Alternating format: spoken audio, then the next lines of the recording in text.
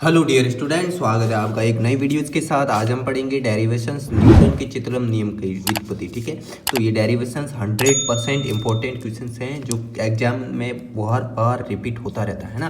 तो देखिए, पहले न्यूटन के चित्रम नियम की हम थ्योरी पढ़ेंगे, उसके बाद इसका डेरिवेशन समझेंगे, उसके बाद इसके डायग्राम समझेंगे। ठीक है, तो वीडियो एंड तक जरूर बना रहना है। तो देखिए, न्यूटन के चित्रम नियम के अनुसार यदि किसी वस्तु तथा वातावरण के मध्य तापांतर अधिक न हो, यानी कि यदि ये कहना चाह रहा है कि यदि कोई वस्तु तथा वातावरण के मध्य तापांतर अधिक नहीं होना चाहिए, है ना, तो ये कहना चाह रहा है। तो वस्तु के जो चित्रण की दर होगी, यानी चित्रण की दर यानी ठंडे होने की दर जो वस्तु के होगी वो -dt/dt, अथवा वस्तु के उष्माशय की दर यानी उष्मा के घटने की दर -dt/dt तापांतर के समानुपाती होती है। ये इसका क्या है, न्यूटन के चित्रण का नियम है। ठीक है, तो अर्थात अब इस थ्योरी के आधार पर इसका डेरिवेशंस करेंगे। पहले अगर आपको ये क्वेश्चन एग्जाम में दिखे तो ये थ्योरी इंपॉर्टेंट लिखनी है ना। फिर इसका हम डेरिवेशंस करेंगे। देखिए, तो इस थ्योरी के अनुसार अगर हम कहते हैं कि -dq/dt, है ना, कि उष्मा वस्तु के चित्रण की दर उसके तापांतर के समानुपाती होती है ना, तो उष्मा से की दर, है ना, तो -dq/dt समानुपाती यानी तापांतर को इससे किससे प्रदर्शित करेंगे, तापांतर यानी कि डेल्टा टी, है ना, डेल टी, उसे प्रदर्शित करेंगे। तो -dq/dt। अब देखिए, डेल टी यानी कि तापांतर किसके बीच में होगा, प्रारंभिक ताप और अंतिम ताप। तो T इक्वल टू वस्तु का प्रारंभिक ताप और T नॉट इक्वल टू वस्तु का ताप, यानी कि ये कौन सा ताप लेंगे, अंतिम ताप। यहाँ भूल गए, सॉरी, अंतिम ताप। ठीक है, तो यहाँ से देखिए डेल टी की जगह हम क्या डिनोट करेंगे, यानी क्या प्रदर्शित करेंगे, T-T0, है ना। तो ये डेल टी की जगह हमने लिखा। ठीक है, तो -dq/dt इक्वल टू, देखो यहाँ पर समानुपाती का निशान हटाएंगे तो K आ जाएगा। ये क्या है, समानुपाती स्थिरांक है। ओके, तो यहाँ पर -dq/dt equal to K T-T0, इसको हमने क्वेश्चन नंबर 2 दे दिया, जो वस्तु के पृष्ठ तथा प्रकृति पर निर्भर करता है। कौन निर्भर करता है, समानुपाती स्थिरांक। ठीक है, तो विशेष उष्मा की परिभाषा से, अब विशेष उष्मा की परिभाषा क्या कहती है, उसकी डेफिनेशंस क्या कहती है कि विशेष उष्मा होती है वो dq यानी कि उष्मा अपॉन m इंटू dt, यानी द्रव्यमान इंटू इसके अवकल के गुण के बराबर होती है ना। तो यानी कि जो विशेष उष्मा का ये चिन्ह है ना, तो ये जो भी है चिन्ह एस की तरह है। तो dq/m इंटू dt, इसको हमने इक्वेशन नंबर 3 दे दिया। तो ये इक्वेशन नंबर 3 है, और यहाँ से हम देखेंगे कि जो dq है इसकी वैल्यू निकालेंगे। तो dq इक्वल टू क्या हो जाएगा, m यहाँ से मल्टीप्लाई हो जाएगा वज्र गुणन, है ना। तो m यहाँ से विशेष उष्मा dt, है ना, तो m ये जो या ms dt जो इक्वेशन नंबर 4 दे दी।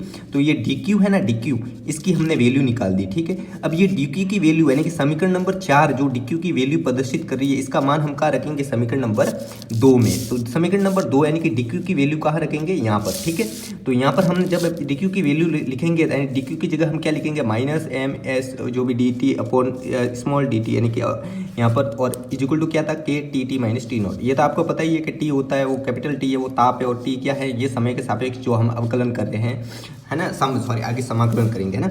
तो यहाँ पर देखिए m माइनस, इसको हमने क्या ले लिया, कोष्टक में ले लिया। ठीक है, तो -m ये s dt इक्वल टू, यहाँ पर देखिए विशेष उष्मा ये T dt, है ना, तो इसको हमने बाहर ले लिया। क्यों बाहर ले लिया, किसके सापेक्ष हम क्या करेंगे, समाकलन करेंगे। तो K यहाँ से T-T0 है। तो देखिए यहाँ से अगर हम देखें तो देखिए dt, तो यहाँ से जो ये dt है वो हम कहाँ भेजेंगे, यहाँ पर ही रखेंगे, और ये T/T-0 है, ये इसके नीचे लाएंगे, है ना।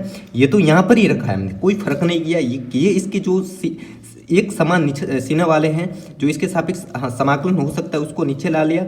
और यहाँ पर क्या करेंगे, यहाँ पर हम क्या करेंगे, K और ये है ना, ये इसके नीचे लाएंगे, है ना, K ये इसके नीचे ला ले, ये देखिए ms। ठीक है, तो ये dt है, ये कहाँ चला जाएगा, ऊपर चला जाएगा। ओके, कोई नहीं किया, पक्षांतर नहीं किया केवल। ठीक है, तो हमने जो ये K/ms जो भी है, इसको हमने क्या माना, K माना। ठीक है, तो इसको हमने क्या माना, K माना। ठीक है, तो यहाँ पर देखिए dt/T-T0, यहाँ पर इसको हमने K माना। ठीक है, तो ये सॉरी स्मॉल t, ये देखिए स्मॉल टी है। ठीक है, यहाँ पर ये स्मॉल टी है, तो यहाँ पर हमने K माना। तो इसको हमने इक्वेशन नंबर 6 दे दिया। अब समीकरण 6 के दोनों पक्षों में हम क्या करेंगे, समाकलन करेंगे। तो देखिए इंटीग्रेशन का सिंबल लगा दिया हमने, यहाँ पर भी समाकलन का चिन्ह लगा दिया, यहाँ पर भी समाकलन का चिन्ह लगा दिया और माइनस है, देखिए यहाँ पर माइनस सिंबल है, वो ध्यान रखना है ना। तो ये जो के था ये स्मॉल के का चिन्ह से अब इसको हम पूरा स्मॉल के से प्रदर्शित करें, है ना। ये स्मॉल के है ना, तो स्मॉल के आप लिख सकते हो या के लिख सकते हो, कोई फर्क नहीं पड़ता, हमें तो इंटीग्रेशन करना है। तो यहाँ पर देखिए इसका इंटीग्रेशन करेंगे तो हमें पता है कि जो इंटीग्रेशन होता है इसका क्या इंटीग्रेशन होता है, 1/t का क्या होता है, यानी कि 1/x का क्या होता है, log x होता है। तो इसका क्या होगा, 1 log t minus T not. आपको पता है कि 1/x का इंटीग्रेशन होता है log x, यानी कि जो भी नीचे होता है उसका वो ऊपर आ जाता है। तो इसी प्रकार log के सापेक्ष इसका अवकलन समाकलन हो जाएगा, तो क्या आ जाएगा, log t minus T not. तो यहाँ पर देखिए हमने इंटीग्रेशन किया तो log t minus T naught is equal to, इसका इंटीग्रेशन करेंगे तो क्या आएगा, माइनस के टी प्लस सी। सी अब यहाँ क्या होगा, समाकलन स्थिरांक। देखिए माइनस के टी प्लस सी, और सी क्या है, समाकलन स्थिरांक। तो यहाँ पर देखिए t माइनस टी नॉट, अब ये log की वैल्यू उस पक्ष में भेजेंगे। देखिए जब हम log का पक्षांतरण करते हैं, लॉग का पक्षांतरण करते हैं, लॉग को बदलते हैं एक पक्ष से दूसरे पक्ष में, तो क्या होता है, लॉग ई की वैल्यू में जो ये इस तरफ होता है वो ई की वैल्यू ई की पावर में चला जाता है ना। तो लॉग जो लॉग है वो इधर आ गया तो ई की पावर यानी कि घातांक में ये चला जाएगा, ठीक है। तो यहाँ पर जो टी की वैल्यू हो जाएगी, टी की वैल्यू क्या हो जाएगी, माइनस, यहाँ पर टी माइनस टी नॉट है, इस पक्ष में जाने के बाद टी प्लस टी नॉट हो जाएगा, टी नॉट, ठीक है।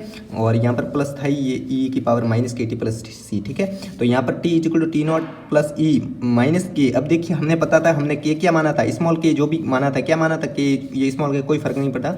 तो ये माना था के अपॉन एम एस इंटू, ये देखिए वो माना था ना, कहाँ पर आपको मैं याद दिलाना चाहूँगा, यहाँ पर हमने देखिए माना था, यहाँ पर ये है ना। तो ये वापस हमने वैल्यू वापस पुट कर दी, ठीक है।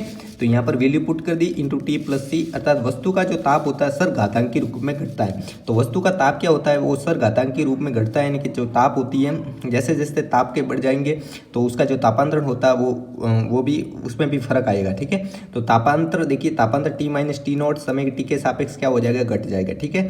तो अगर हम यहाँ पर देखेंगे तो ये घट रहा है, और इधर एक और ग्राफ देखेंगे तो ये बढ़ रहा है ना। तो ये यहाँ पर देखिए, यहाँ पर समय टी और log E T minus T, जब हम इसका तापांतर के सापेक्ष देखेंगे तब तो ये घटेगा, ठीक है। अगर जब इसमें लॉग की वैल्यू लिख के देखेंगे तब ये क्या आ जाएगा, समानुपाती आ जाएगा, ठीक है।